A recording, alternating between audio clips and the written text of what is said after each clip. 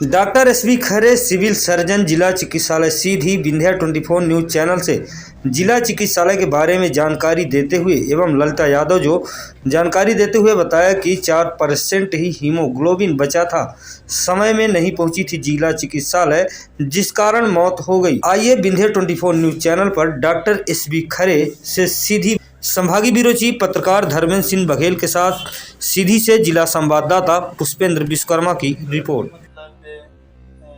आकर कई परिजनों ने आरोप लगाया। ललिता यादव की एक सुबेरे डेथ हुई थी प्रसूता की, उसकी मैंने पूरी जानकारी कलेक्ट की।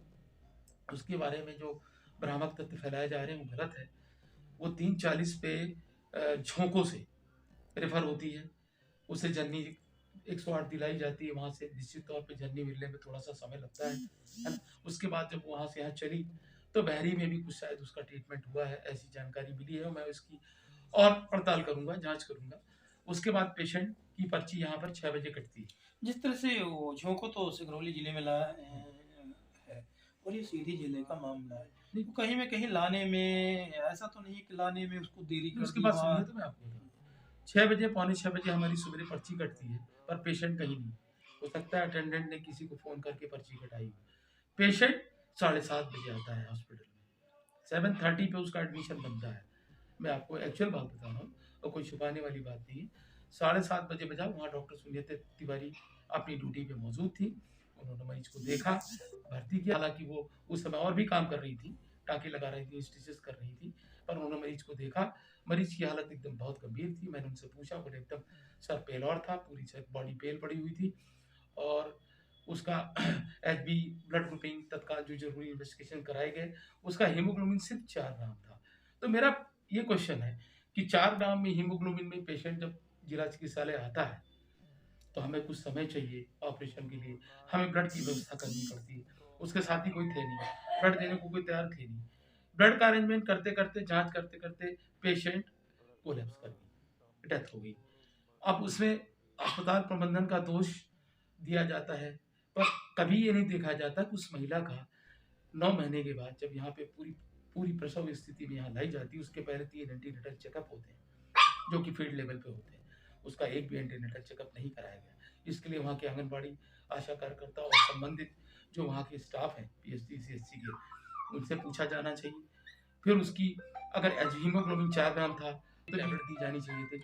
ये सब कुछ तो कहीं में कहीं आशा करता आंगनबाड़ी कार्यकर्ता या कि उनके परिजनों की कहीं में कहीं लापरवाही मानी जा सकती है। और उन्होंने हो सकता है कहीं दवाई कराई हो लोकल, उसके बाद जब स्थिति बिगड़ी हो तो हमारे अस्पताल आए। क्योंकि हम ये नहीं समझ पा रहे कि पौने 6 बजे पर्ची कट रही है, मरीज 7:30 बजे, तो मुश्किल से 100 मीटर का अंतर है, तो पेशेंट को लेबर रूम में जाने में 1.5 घंटे का समय क्यों लगा? तो निश्चित ही जिस तरह से आप देख सकते हैं ललिता यादव जी की जो घटना है, झोंकों की चल के जिला चिकित्सालय सीधी पहुंची है। पौने 6 बजे पर्चियां कटती है, लेकिन परिजन जिला चिकित्सालय में नहीं पहुंची।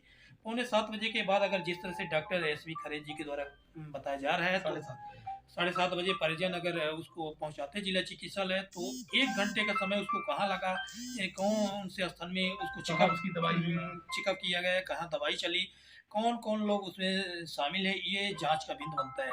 अब इतनी बड़ी अगर चूक कर दी और जब लास्ट समय में अगर पहुंचते हैं तो कहीं में कहीं हीमोग्लोबिन की जिस तरह से डॉक्टर एसबी खरे जी के द्वारा बताया गया कि 4 ग्राम थे और उनको तत्कालिक सुनीता तिवारी के द्वारा भी उपचार किया गया, लेकिन उनको लास्ट टाइम में पहुंचने के बजाय अगर 1 घंटे पहले पहुंची तो हो सकती थी, जान बच भी सकती थी।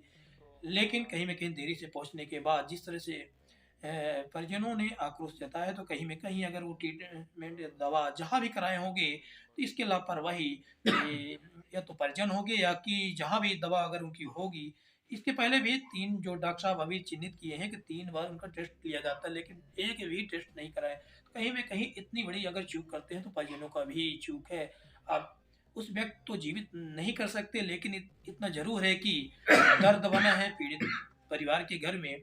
लेकिन अगर सच्चाई अगर उसकी जांच होती है तो कहीं ना कहीं आशा कार्यकर्ता आंगनबाड़ी कार्यकर्ता भी सुर्खियों में बन सकती है। बने रहे, देखते रहे विंध्या 24 न्यूज चैनल। पत्रकार धर्मेंद्र बघेल के साथ सीधी से संवाद।